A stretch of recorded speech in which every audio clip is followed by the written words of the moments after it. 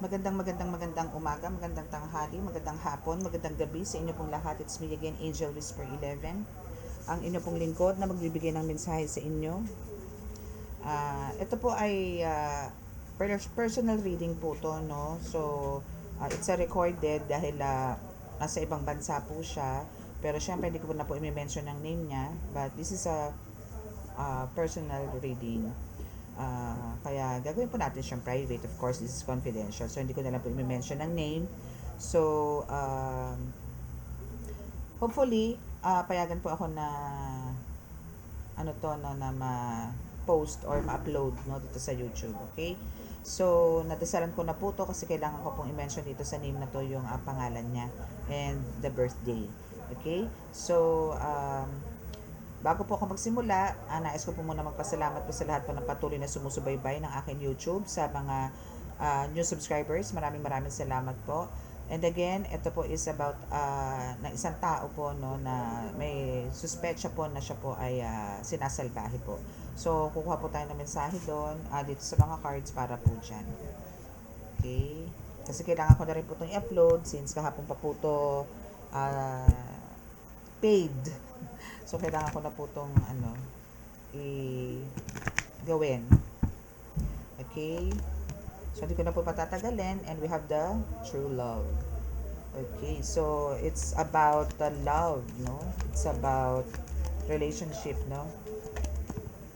Okay, so anong ginawa sa kanya is andito yung medyo parang ginagawa siyang itong collective na to, or itong client ko na ito is some kind na ginagawa ng illusions, hallucinations, or parang pinag-iisip, may mga ganyan.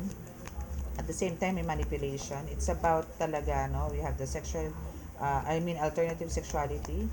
So, this is a confirmation na it's about parang third party.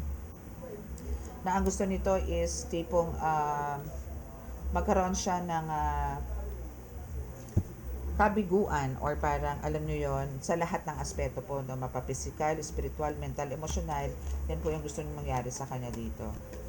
Kumbaga, andito yung kahit saan siya magpunta or kahit saan siya magtrabaho is andito yung nagkakaroon siya ng pagkabigo, no? Like, siguro bibigyan siya ng mga sakit sa katawan, katamaran, ganyan, sakit ng ulo, yung parang laging pagod, ganyan, no? So, yan yung isa sa mga target sa kanya. And talagang sirain ang buhay niya. Okay, so we have the distraction. Talagang sinasabotahe to. So, this is a positive signs, no, na talagang it is under spiritual attack. Okay, but then itong person na to is some kind warrior, no, na talagang lumalaban naman. Yun lang ang maganda dito, no, is lumalaban tong client ko na to. Okay, so what else? But then, no, is andito yung itong tao naman to. Okay, so parang pinaglalaban niya dito, no, yung pagmamahal niya rito sa person niya is andun yung ipinaglalaban niya, or parang sila talaga yung nagmamahalan. Sila yung may talagang alam niyo yun, may attachment or may connection talaga. But then maybe because of the third party is andito yung nagagalit. So ginawan siya ng something hindi maganda. Okay, so we have musician, no? So, or I mean performer. So, ang gumagawa talaga nito is siya mismo, I mean may alam, no, yung gumagawa. Talagang yung person niya talaga mismo ang gumagawa. I mean yung third party, no? Yung third party nung person niya. So, also aside sa parang dahil ayaw niyang ibigay or ayaw niyang parang ipaubaya, no, doon sa third party, itong person niya is andito talaga yung pababagsakin siya, as in hindi ito makakapagtrabaho, hindi makakapag move, as in talagang disaster, no, yung gano'n ang magiging buhay sa kanya, yung disposition sa buhay mangyayari sa kanya, to the point na parang ang gusto nito lumagapak to, mamulube, mga tipong gano'n. Okay, so let's see kung ano pa. And we have the defender. or defense, no? Victim talaga siya. Oh. So, itong person na to, ikaw collective, no? I mean, itong mismong client na ito, is andito yung talagang ang gusto nito is justice, no? Siyempre kahit naman sino walang gusto naman talagang atakihin, no, ng mga something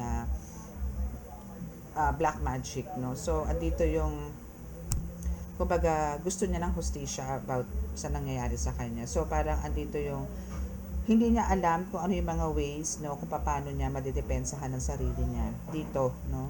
Especially po kasi pagka ibang religion, mga hindi po naniniwala sa mga ganito po, no? Kasi ito po is hindi po siya Catholic. So this is parang meron po nagmalasakit na friend na gusto pong tulungan dahil nga po ang kwento is parang parang marami pong nararamdaman ganon, so gusto nila po ng confirmation, which is andito we have also the murder. So may something maybe pinainom. Okay, nako, contagious illness, my goodness. Okay, so possible na magkaroon dito ng mga sakit, no, internal infections, mga ganyan. But ito kasi ang gusto nito is talagang parang may chance, no, kasi this is murdered, no. So parang ang gusto nito is alam niyo yon, maybe may ginagawang death spell, no. Ganun na nangyayari. Nakakalungkot, hindi maganda, no. And now is andito yung we have the communication, which is andito yung talagang nagkaroon to siguro ng attention or nagpalitan na maanghang na salita or what, no. I mean may confrontation na nangyari, and dahil dyan is andito yung itong client ko na ito is nagkakaroon, no, ng mga kakaibang, I mean marami siyang nararamdaman ngayon. It's because of that person na gumagawa sa kanya na hindi nagpagawa sa iba kundi yun mismo ang gumagawa.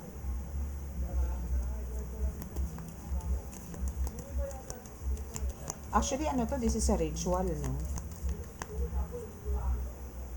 This is a ritual, actually. See? Second time na to, victim. Second time na. So, this is a confirmation na talagang biktima to. Itong pasyente ko na, itong kliyente ko na to is a victim. Na parang ang gusto, no? So we have the explorer here. So parang andito yung gusto nitong sumasalbahe sa kanya is lumayo, no?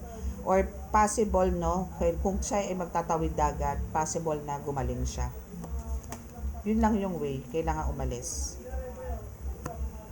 or lumayo. And now we have the servant here.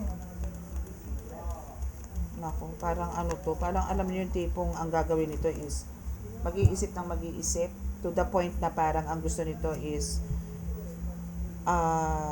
malunod sa problema. Ganun. Yun talagang alam niyo hindi pa natatapos isolve yung isang problema, meron na naman. Meron ng pangalawang problema, meron na naman panibago. Ganun ang mangyayari hanggang sa parang halos mababaliw to dahil sa problema dumarating sa kanya. And hindi to normal, so ang nangyayari dito talaga is parang nire-ritualan tong taong to. Yes, kasi very rebellious yung tao, yung person, yung gumagawa, very rebellious. Yes, ngayon talagang inaabuso siya. Talagang yung power nitong person na to dito sa aking pasyente or sa aking kliyente is talagang sinasaktan siya ng bongga. Talagang may mga physical, no? May mga physical abuse and spiritual. Hindi. Spiritual abuse siya, pero yung pakiramdam na parang pinipisikal siya. Yung ganun. Parang siyang binubugbog, yung mga ganyan. Ganun yung mga nararamdaman niya.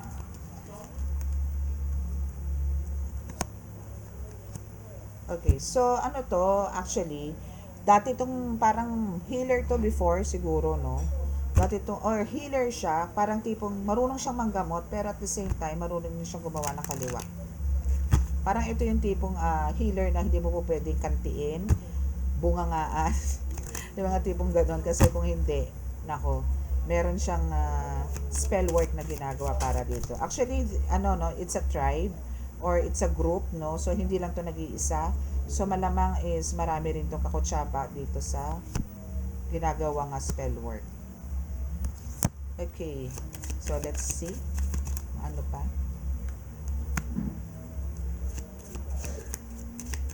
Actually, itong taong to, itong person ko na to is malakas to eh. And andito yung maayos naman ang pamumuhay niya ngayon. It's just like that. It's just that ano talaga, parang tinamaan lang siya ng ganitong sitwasyon. It's about love. No? Talagang pagka-love, parang pagka hindi nadaan sa ano mo yun, sa salitaan, parang yung iba talagang choice is, parang last choice nila is yung salbahihin na lang. Kaso hindi maganda, di ba? Pagka gano'n, pagka spiritual. Kasi ano, talagang it's about the man. Okay, actually itong isang to, itong client ko na to is ano siya, kasi nasa kanya yung high priestess, no? So maybe meron din to nga intuition, meron din to mga psychic abilities na alam niya na kung ano yung mga nangyayari sa kanya. Yun nga lang, parang andito yung may doubt siya, hindi siya sigurado, pero andun yung may suspecha siya, no? So now is andito ang wheel of the year. Kung kanina is andito yung the world, no? Parang andito naman yung ano, malalagpasan niya naman to, ma-overcome niya to dito sa the wheel of the year, no? Parang ma-overcome naman niya. Yun nga lang, kailangan niya lang talagang tahakin pa rin yung tamang landas. Like, hindi po pwedeng mag-revenge, mga ganyan. Kailangan niya lang din pumalma dito. Actually, medyo protektado siya eh. Medyo protektado siya dito. Because of this high priestess wearing blue veil.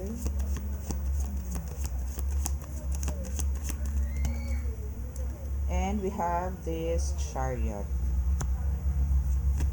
Okay, so kailangan niya lang talaga ditong mas maging tough and mas kailangan niyang maging ano tawag doon, fighter, no? Kasi for the win naman siya dito eh. So kailangan niya talagang manlaban dito.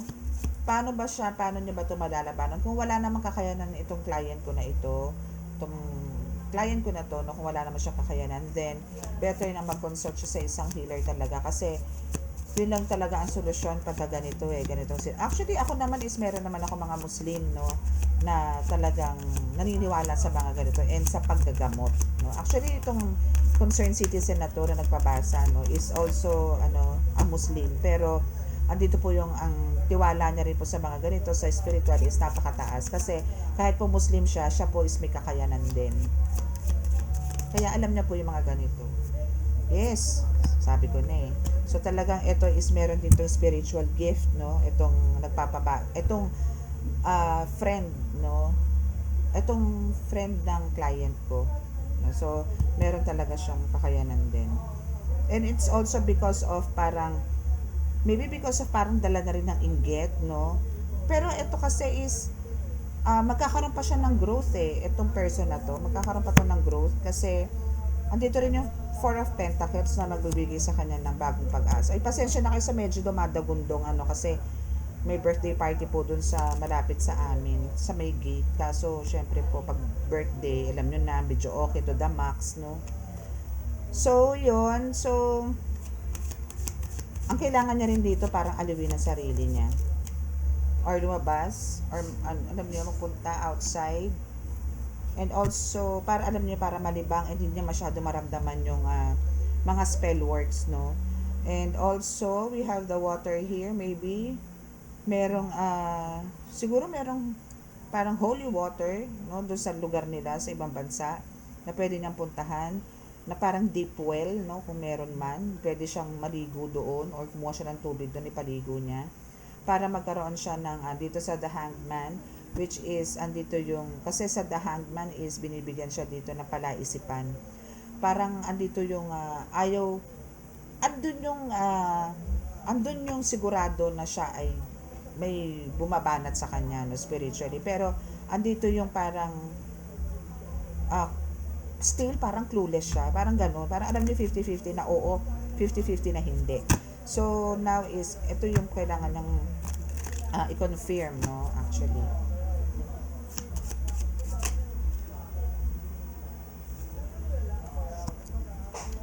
Okay, we have the Ten of Pentacles. So, mapagtatanggol naman to. Happiness is nandito. Judgment. Justice. Justice is bumaba na in reverse. So, ano to, no? Parang ano, palaban din tong gumagawa. Mabigyan man to ng justice, siguro after the healing. Ace of Swords is, ano din, no? Reverse. So, ang kailangan nito talaga, ano, either parang maging maayos sila, magkaharap, pero hindi naman kailangan na para ungkatin pa yung mga atake-atake na yan. Parang kailangan nilang magkaayos for the last time para, alam mo yun, mawala yung spell work, no? And, kasi medyo, ano to, actually, this is for the future na eh. Parang, matindi or mabigat yung ginagawa. Also the, Ten of Cups. Parang kahit sa pag-aasawa, bibigyan siya ng curse. Binigyan siya ng curse dito eh, na hindi siya makakapag-asawa o hindi siya magiging masaya sa love life niya. Kasi sinilyado, no, nitong gumagawa ng spell work. Ginawa ng ng spell or ng curse na walang walang sino man makakapasok. Wow, may nagbablock ng throat ko. Wait lang po Okay, so yon dahil nga sa kumbaga sinilyado na. So, it's matibay, no, na talagang actually alam niyo bumabagsak talaga ngayon, puro reverse. Tinihaya ko lang siya.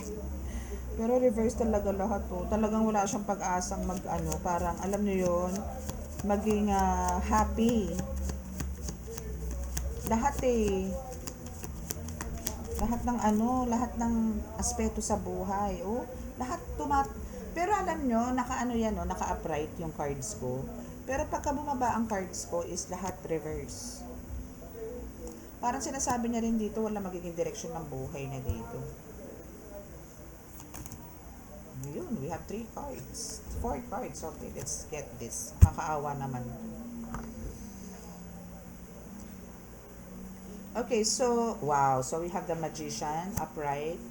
4 of Pentacles, upright. So, totoo lang. Sa totoo lang, no, talagang hindi, andito yung the Magician, which is talagang meron naman siyang pwedeng malapitan, merong mga friends, meron naman siyang mga, maybe, ways din, to break the curse, no, or to break the spell work, no.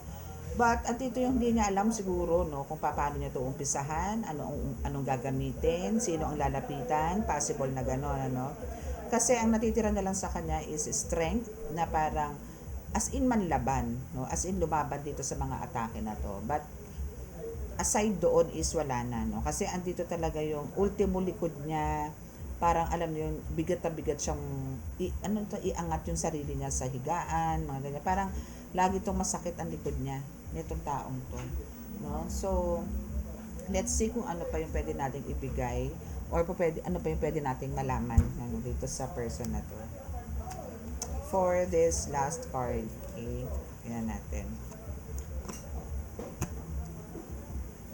Let's see.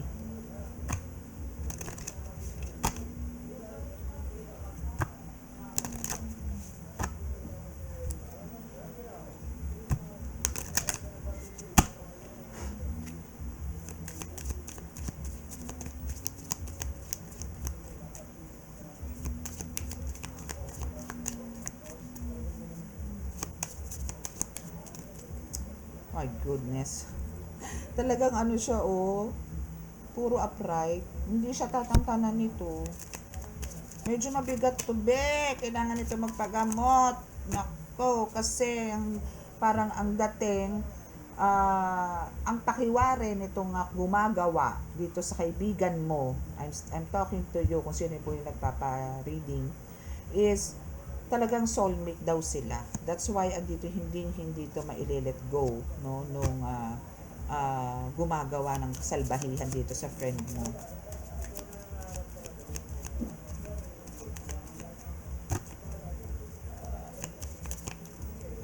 And we have the hole in the soul.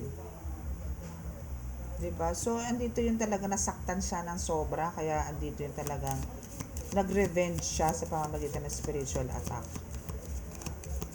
Nasaktan siya ng bongga dito. Maybe itong friend mo ang pinili. no? Mga ganun.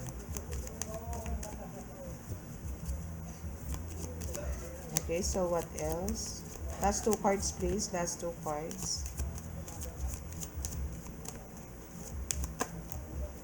Beauty. Wow, it's because of the beauty. It's because of, uh, parang ito yung kinainggit, no? Siguro mas pretty itong friend mo kaysa doon sa umaatake. Beauty, inside and out. Kaya dito yung taong to, itong sumasabotahe dito sa friend mo, which is talagang ahas. No? Na talagang lagi nakamatsyag ngayon sa kanya. Help from the above, parang sinasabi nito na hindi siya matutulungan ni Numan. Grabe. Grabe yung curse na binigay sa kanya rito, promise, no? So, kung meron man po sa inyo nakaka-resonate dito sa reading na to, kindly click the subscribe button, paki-like and share, no? For sure, meron po mga ganitong cases, no? Hindi lang po itong binasahan ko na ito. For sure, meron po makaka-resonate din. Ang nangyayari, and pakiclick na rin po notification bell, no? So, ang nangyayari po dito, it's about a third party or somebody na nagkaroon sila ng tension, nagkasagutan, and now is sasaktan masyado itong third party. So, andito yung bilang kaparusahan, siguro hindi magantihan ng physical, kasi po pag nasa ibang bansa, taga ng physikalan, talaga po matindi ang batas po doon, especially po Arab countries, no? So, instead of parang physicalin niya, ginawa niya na lang po ng spiritual. So, ang di lang po maganda dito, binantaan niya, or parang nagbitaw ng salita itong person na to, yung gumagambala dito, na walang makakatulong sa kanya. Or maybe, walang sinasabi na parang walang makakaalam kung ano talaga ang meron siya. Yung, yung karga niya, yung mga tipong ganun. Okay, so sa mga gusto po magpa-private reading like this, kung gusto niyo po magpa-reading at ako po i-allow ninyo na i-post po to sa para rin po sa awareness ng iba, para din po malaman yung, kasi po hindi lang naman po sa isang tao nangyayari to, for sure marami po makaka-resonate, so dagdag na po to. Pero kung hindi naman po nyo ako papayagan i-upload, it's okay lang po, naintindihan ko po yun, no?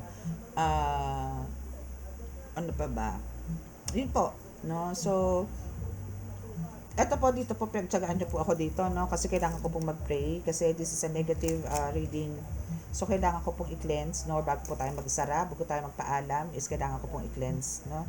Okay, so bow your heads, kahit po maingay, no? Kung meron pa po kayong background na maririnig, distraction, please ignore. Okay, just ramdamin nyo na lang po yung healing energy from God. Okay?